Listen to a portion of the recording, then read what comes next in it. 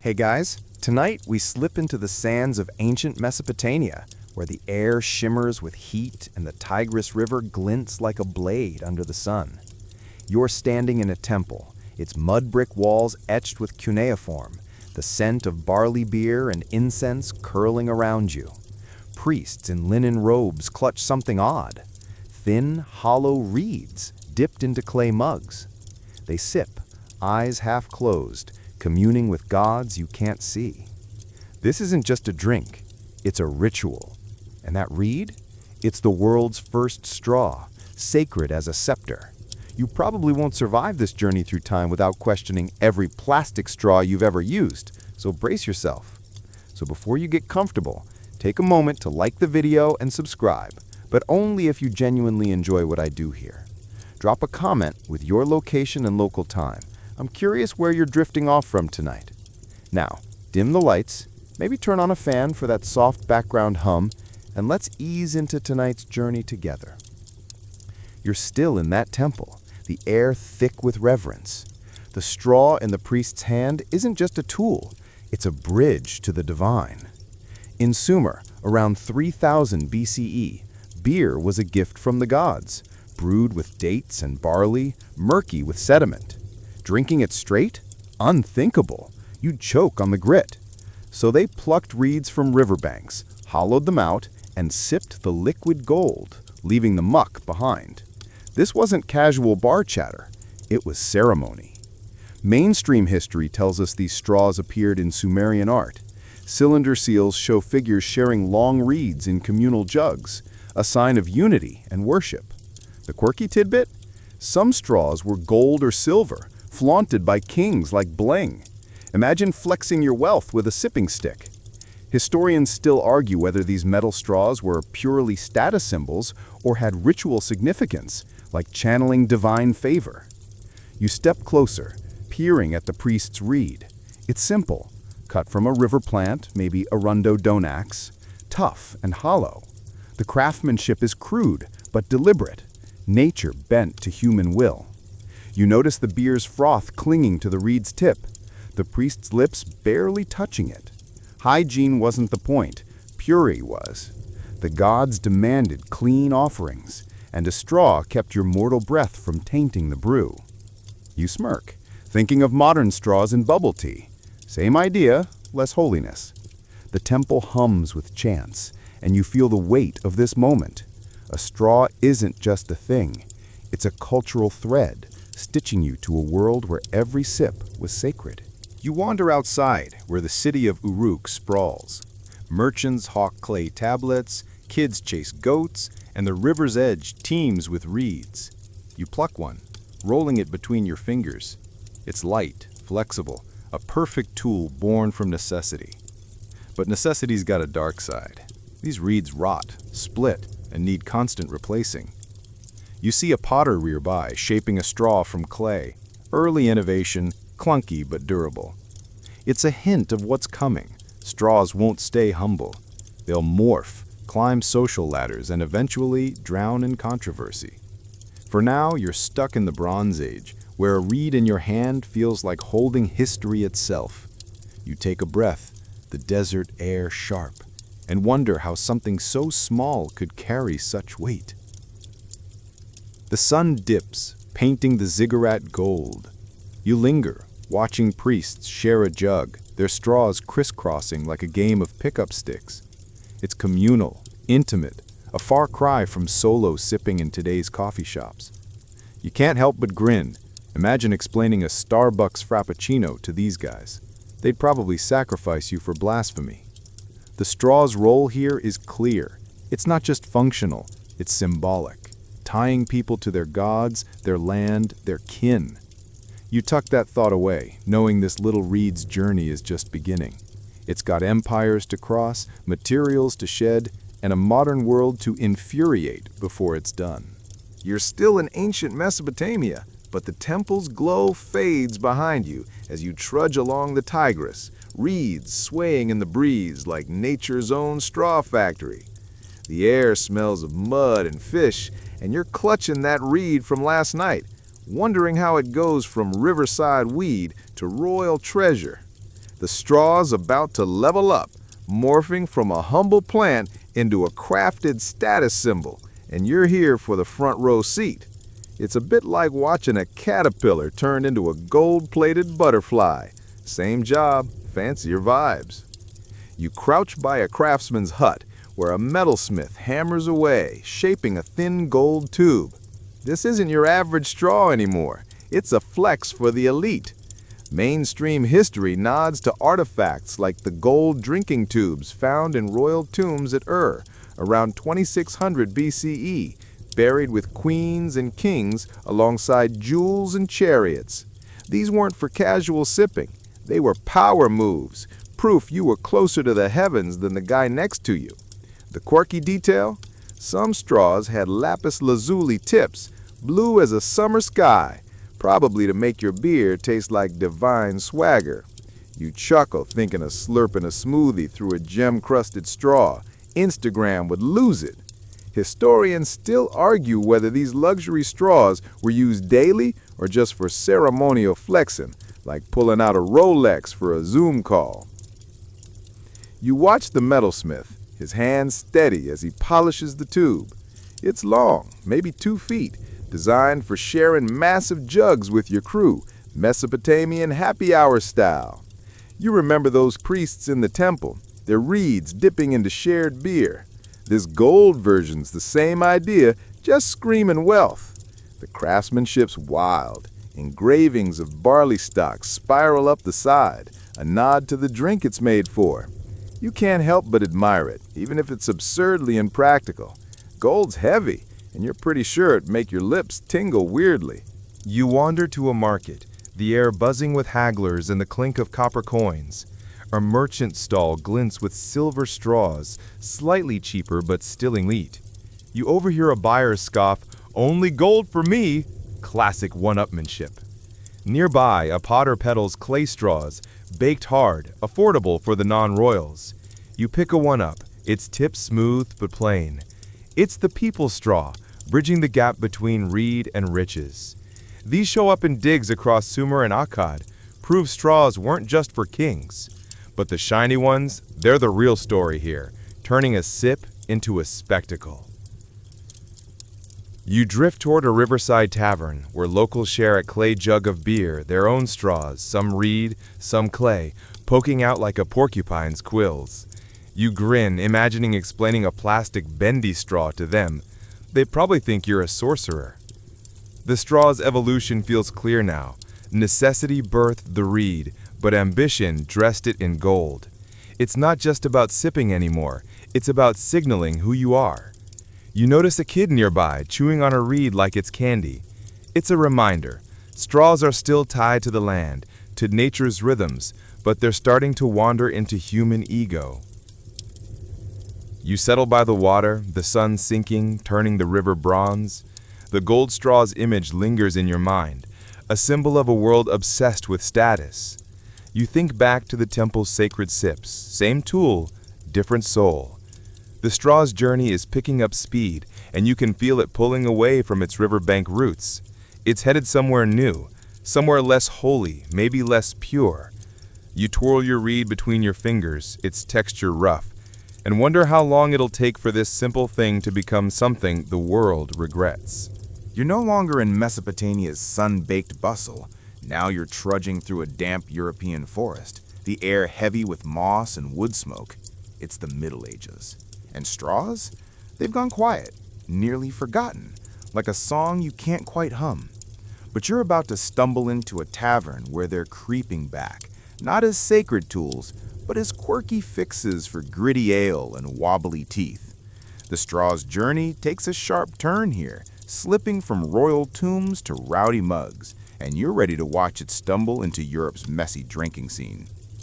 You push open a tavern door, the creak drowned by laughter and clinking tankards. The place smells of stale beer and sweat, with rushes crunching underfoot. Yep, that's the carpet. You spot a grizzled man sipping ale through a rye stalk, hollowed out and brittle. It's a far cry from Mesopotamian gold, but it works, keeping sediment and bugs out of his drink. Mainstream history notes that by the 1300s, straws made from cereal stalks like rye or wheat pop up in European records, especially in England and Germany. They're cheap, disposable, and grown right in the fields. The quirky tidbit: some folks use straws to hide bad teeth. Medieval dental care was basically hope and pray, so a straw was a stealthy way to sip without flashing your gaps. You smirk, imagining a Tinder profile: loves ale, straws, and not smiling. Historians still argue whether straws were common or a niche trick, since written mentions are scarce compared to mugs and spoons. You slide onto a bench, eyeing the man's straw. It's rough, splitting at the end, but it does the job. Ale here is thick, brewed with herbs and barley, and nobody's straining it like Mesopotamian priests. You think back to those temple reeds. Same problem, different vibe. Here, it's less about gods, more about not choking on a barley husk. You notice others using straws too. A woman with a wheat stalk, a kid with a flimsy oat one. It's not universal. Most just swig straight from the mug. But straws are a quiet comeback, born from practicality, not pomp. You lean closer, catching the tavern's chatter. A brewer boasts about his ale, but you're distracted by a guy whittling a straw from a twig. It's experimental, a bit like medieval DIY. You grin. Imagine pitching this on Etsy. Hand-carved sipping sticks, $2 or a kickin'. The twig straw's a flop, too porous, but it shows people tinkering, trying to make drinking less gross. You spot a merchant at another table, using a metal tube, maybe tin. It's rare, a nod to those Mesopotamian gold straws, but it's not catching on. Metal's pricey, and this crowd's more about survival than swagger. You step outside, the night air sharp, stars peeking through clouds. A farmer's field stretches nearby, rye swaying like a sea. You pluck a stalk, rolling it between your fingers, its texture dry and light. It's easy to see why these became straws, nature's ready-made tubes, free for the taking. But they're flimsy, rotting fast, and you can't help but think of the clay and gold versions you saw in Ur. Europe's behind, stuck in a rustic rut. You wonder if straws will ever climb back to glory, or just stay this sad, splintery workaround. You linger by the tavern, hearing a drunken song spill out. The straw's role here feels small, almost pathetic, but it's stubborn, clinging to life in a world that's moved on from sacred sips.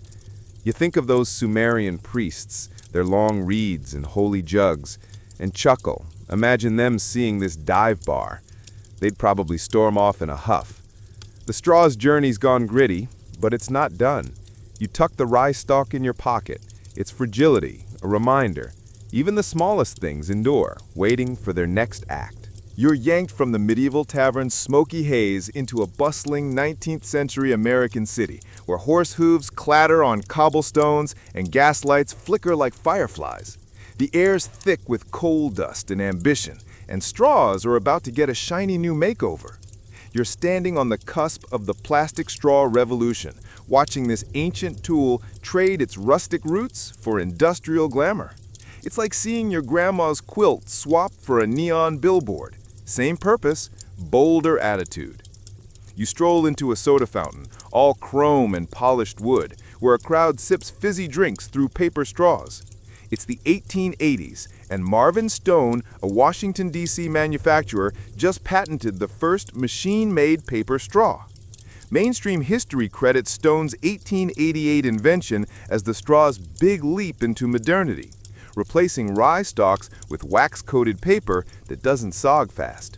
You watch a kid slurp a sarsaparilla, the straw bending slightly but holding up. The quirky tidbit? Stone got the idea while sipping a mint julep through a rye straw that kept crumbling. Talk about a bad happy hour sparking genius. You grin, imagining him spitting out bits of stalk and swearing, "There's gotta be a better way." Historians still argue whether Stone's straw caught on instantly or took decades to dominate, since hand-rolled paper straws existed earlier. You lean on the counter, eyeing the straw's sleek design. It's simple, spiraled paper, paraffin wax, but it's a game changer. No more splinters, no more rot. You notice the soda jerk tossing used straws into a bin. They're cheap, disposable, a far cry from Mesopotamian gold tubes. You think back to those temple priests, their reeds dipped in sacred beer, and chuckle. Imagine them wrestling with a waxy paper straw. They probably call it witchcraft. The paper straw's rise ties to America's soda craze, with pharmacies doubling as drink hubs. You sip a cherry phosphate, the straw's wax leaving a faint tang, and feel the era's optimism. Progress in every bubble. You wander to a factory nearby where machines hum, spitting out straws by the thousand. The noise is deafening, but you're mesmerized by the precision. Paper strips spiral around molds, wax seals them tight. It's the Industrial Revolution flexing, turning a hand-cut reed into a mass-produced marvel. You overhear workers joking about sipping the future, and you can't help but smirk. Imagine pitching this to a Sumerian king. He'd probably melt the machine for jewelry. But the paper straw's reign is short. You catch a glimpse of early plastic experiments, celluloid, brittle and weird-smelling, hinting at what's coming. Plastic's lurking, ready to steal the show. You step outside, the city pulsing with street vendors and newsboys. A kid hands you a straw from his lemonade cart, its wax already peeling. It's flimsy compared to the clay straws of Ur or the rye stalks of England, but it's everywhere, littering sidewalks like confetti. You twirl it, thinking of the gold straws in royal tombs. The straw's gone democratic, available to anyone with a nickel, but it's losing its soul. It's not sacred or even sturdy, just convenient. You spot a billboard for a newfangled synthetic straw and your stomach twists. The 20th century is about to wrap straws in plastic, and you can feel the world shifting under your feet. You pause by a river, its water glinting under streetlights, and toss the paper straw in. It floats, then sinks, a fleeting relic. You think of those Mesopotamian reeds, plucked fresh from riverbanks, and the tavern's rye stalks, cut from fields. This paper straw is a middleman, bridging nature and industry, but it's doomed. Plastic's coming, shiny and cheap, and it'll change everything. You take a breath, the air's sharp with smoke, and wonder how something so small keeps reinventing itself, for better or worse. You're swept from the gas-lit 19th century into the neon glow of the 1960s, where diners hum with jukeboxes and plastic rules the world. The air smells of fries and hairspray, and straws, now shiny, bendy, and plastic, are everywhere, from soda pans to milkshake glasses. You're witnessing the moment they become the poster child for pollution, a fall from sacred tool to environmental villain. It's like watching a beloved sitcom star get canceled, once adored, now infamous. You slide into a diner booth, Formica gleaming under fluorescent lights. A waitress plunks down a Coke, its plastic straw bobbing cheerfully. Mainstream history pins the plastic straw's rise to the 1930s, when celluloid gave way to polyethylene, making straws cheap, durable, and moldable into fun shapes. By the 1960s, they're a cultural staple, with companies like Aardvark and Solo churning out billions. The quirky tidbit? Bendy straws, patented in 1937 by Joseph Friedman, were inspired by his daughter struggling to sip a milkshake. Parental love turned into a plastic empire. You smirk, picturing her wrestling with a straight straw like it's a math problem. Historians still argue whether plastic straws fueled consumerism or just rode its wave as disposability became America's obsession. You twirl the straw, its accordion bend snapping back with a satisfying click. It's light, unbreakable, a far cry from the rye stalks you saw in that medieval tavern. You think back to those gritty ales and chuckle. Imagine handing a bendy straw to a toothless peasant. They'd probably use it as a pipe cleaner. But here, plastic's king. It's in everything. Cups, bags, toys, and straws are the shiny tip of the iceberg. You notice the diner's trash bin overflowing with them, each one destined for a landfill. The thought stings. These straws don't rot like reeds or dissolve like paper. You wander to a beach nearby, the ocean glittering under a California sun. Kids build sandcastles, but the shore is speckled with plastic. Straws, wrappers, bottles. It's the 1970s now, and environmentalists are sounding alarms. You pick up a straw, its colors faded by salt and sun, and feel a pang. Reports from the time estimate millions of straws washing into oceans yearly, choking turtles and clogging reefs. You recall those Mesopotamian priests, their sacred reeds plucked fresh from rivers. Now, rivers carry plastic to the sea, and the straw's gone from divine to destructive. You grin darkly. Imagine explaining microplastics to a Sumerian. They'd sacrifice you to appease the river gods. You sit on the sand, watching waves lap at a tangled mess of straws and seaweed. The 1980s bring the first anti-straw campaigns, with activists pointing fingers at fast food giants. McDonald's alone uses millions daily, and you can't help but picture a landfill as a straw graveyard. The shift feels sudden, but it's been brewing since plastic took over. You think of the paper straws in that 1880s soda fountain, fragile but fleeting. Plastic's permanence is its curse, too tough to disappear, too cheap to care about. You toss the faded straw back to the tide, knowing it'll outlive you. You stand, the breeze sharp with salt, and spot a protest sign nearby. Ban the straw. It's 2018 now, and the straw's the face of a movement. Viral videos of turtles with straws stuck in their noses burn into public consciousness. You wince, thinking of the gold straws in Ur's tombs, symbols of eternity, now echoed in plastic's refusal to decay. The straw's journey has hit a wall, vilified as a single-use sin. You wonder if it can redeem itself, or if it's doomed to be the villain forever. You're standing in the present now, the 2020s, where city streets hum with electric scooters and coffee shops push oat milk lattes. The air carries a faint whiff of recycled ideals, and straws, those once sacred reeds turned plastic pariahs, are clawing their way toward redemption. You're here to watch their final act, as innovators and activists wrestle with the straw's legacy, trying to save it from the trash heap of history. It's like seeing a fallen hero dust off their cape, hoping for one last comeback. You step into a trendy cafe where a barista slides you a bamboo straw with your iced matcha.